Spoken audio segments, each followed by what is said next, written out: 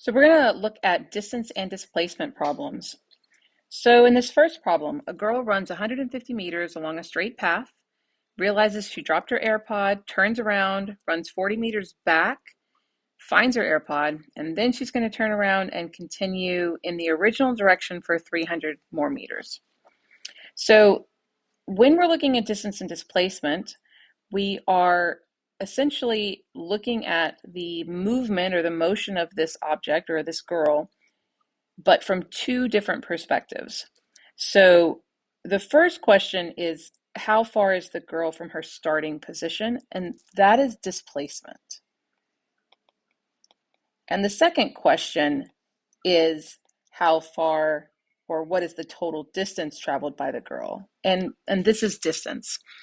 So the difference there being how far you are from your starting position, and then the total amount of distance traveled along whatever path you went.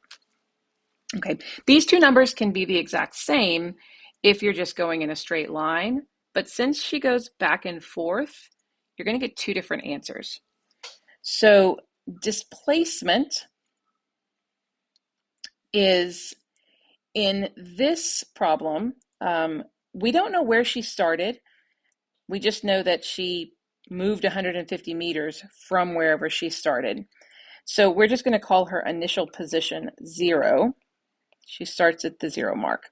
And she, if you think about a number line, she's going to go 150 meters this way, and then, oops, she dropped something. She's going to come back 40 meters, pick it up, and then she's going to go that way 300 meters. Okay, so you can kind of see this zigzag path, and if you can think spatially, you can probably answer this without any special equations. Okay, so we are going to take the two numbers that are in the same direction, and you're going to add them together, and you are going to subtract the numbers in the opposite direction. So these become positive numbers, and this one's a negative number. So 150 minus 40 plus 300. So this part's going to get her to 110 plus 300 is going to be 410 meters. So this position that she ends up with over here is going to be at 410 meters from the starting position of 0. That's her displacement, how far she is from where she started. Now her total distance traveled, we're not going to worry about the fact that she went back 40. We're just going to add up every single distance. 150 plus 40, because if I were thinking about going for a run, I wouldn't care that I was going back and forth and back and forth. I would just add up how far I ran, right? So it's kind of the same way here. Distance is just totaling it up. You can't have any negative numbers in distance. There's no direction. It just all adds up to the total. Your distance can't decrease. It just adds up. But displacement can be negative if you're going to the left, if you ended up in the negative direction of where you started. Distance can't be. So 150 plus 40 plus 300 meters. And if I add those up, these two give me 190 plus 300, which is going to be 490 meters. Okay, so two different ways to look at movement depending on what you're trying to answer. Okay, second problem, slightly different.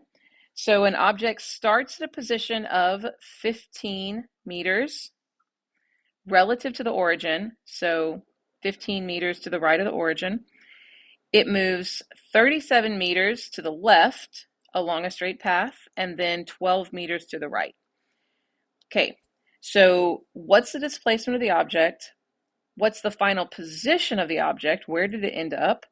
And then what's the total distance traveled? The One difference between this and the last one is that we know that we have an initial position of 15 meters. We know where they're starting.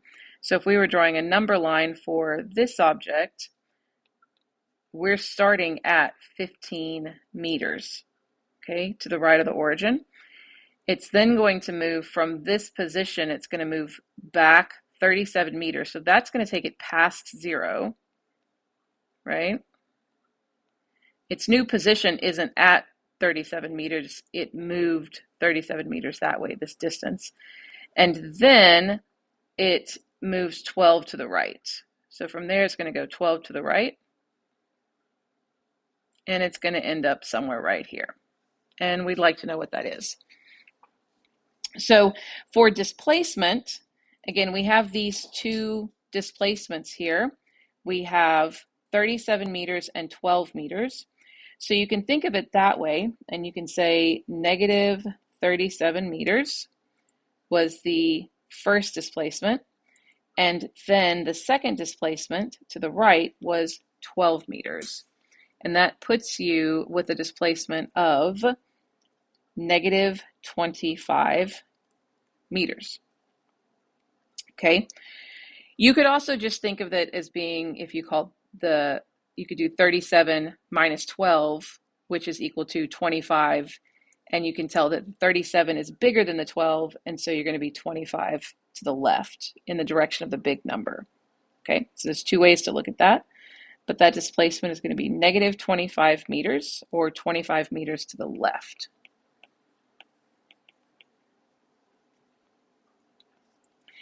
Final position. Well, the final position of the object, so we have the equation that delta x, or the displacement, is equal to the final position minus the initial position. If we are looking for final position, then we can rearrange this equation. We're going to need to add delta x to both sides to get rid of it over here. And that gives us an equation of the final position. I'll do this. The final position is equal to delta x plus the initial position. So the displacement plus the initial position. So if we're looking for our final position, our displacement, which we just found, was negative 25 meters, plus our initial position, which was 15 meters positive, so plus 15 meters.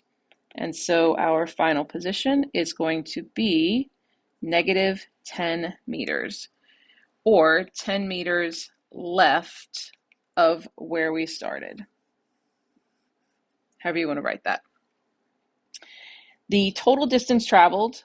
Okay, so for the total distance traveled, the only thing you have to be careful of is you are going to add up your numbers, but this 15 meters is your initial position. That's not a distance you traveled.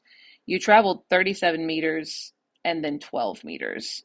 So you got to add those distances up. Be careful not to add your initial position. So 37 meters plus 12 meters is equal to 49 meters. So you traveled 49 meters. And finally, an object starts at a position of x naught equals negative 10 meters relative to the origin. It then moves to a position of x1 is equal to 15 meters, then to a position x2 is negative 23 meters, and its final position was at negative 5 meters. So this is different than the other two because I've given you a bunch of locations, but I haven't given you any displacements. So if I want to know the total displacement of the object, it's actually easiest in this to find the displacement. So our equation was that displacement is equal to the final position minus the initial position. Well, this is my initial position, and finally it ended up here, so that would be my final position. And so my displacement is equal to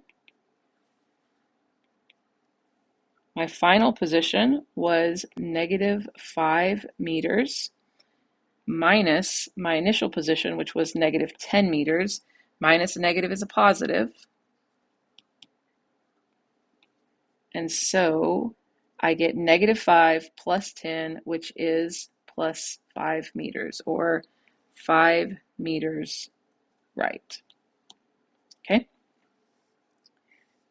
that's going to be my displacement. And if you think about it, if my initial position was at -10 and my final position is at -5, then that is 5 meters to the right of where I started. What is the magnitude of the displacement of the object? So this is a new word here, magnitude of the displacement. Magnitude means amount. And what this means is that find the displacement and don't worry about the direction. So if the displacement was -37 meters, then the magnitude of the displacement would just be 37 meters. If the displacement was 37 meters west, then the magnitude of the displacement would just be 37 meters. It's just the answer without any direction. So, or the absolute value of the answer. Okay, so the magnitude of the displacement of the object from x1 to x2. So we can use this exact same equation. The displacement is equal to the final position minus the initial position. But in this case, I'm looking from x1 to x2. So x1 is my initial position to x2. So this will be where I'm ending up, final position. And so my displacement is equal to the x2 minus x1. And x2 is 23 meters. And x1 was 15 meters. So x2, -23 meters, minus x1, which was 15 meters. And if I do that, then the displacement is going to be -38 meters. Now, because this said magnitude, I want the absolute value, and the absolute value of 38 meters is equal, of -38 meters is just 38 meters. See, I just don't want to put the negative sign on there. That's all that magnitude means. And then finally, the total distance traveled. Now that actually ends up being a little bit harder on this because I have different displacements. But I'm going to go from -10 to 15. And if I think about that, then this movement, if I just think spatially, I'm going to do this in my head. Think about it if you need to. That's 25 meters to get from -10 to 15 on the number line. And then I'm going to go from 15 to -23. Well, we figured that one out just a second ago. That was going to be 38 meters. And then to go from -23 back to -5, 23 minus 5 is 18. So that's going to be 18 meters. And so for the total distance, yes, this was negative here, but I don't need to worry about that because, again, I'm just looking at the absolute value of these for distance. I can't have any negative numbers, so I'm just going to take these, I'm going to add them up, and I'm going to add this in my head. 16 plus 5 is going to be 21, carry my 2, and that gives me 81 meters. So my total distance traveled through all of that will be 81 meters.